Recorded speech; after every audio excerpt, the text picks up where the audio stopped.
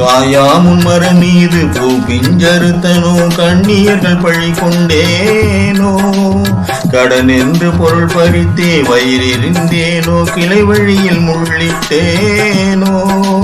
தாயாருடன் பிறவிக்கென்ன வினை செய்தேனோ தந்த பொருள் இல்லை என்றேனோ தான் என்று கர்வித்து கொலை களவு செய்தேனோ தவசிகளை ஏசினேனோ வாயார பொய் சொல்லி வீண் பொருள் பறித்தேனோ வானவரை பழித்திட்டேனோ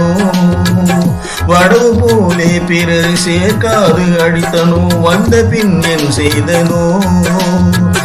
ஈயாதலோபி என்றே பெயரெடுத்தேனோ எல்லாம் கொடுத்தருள்வாய்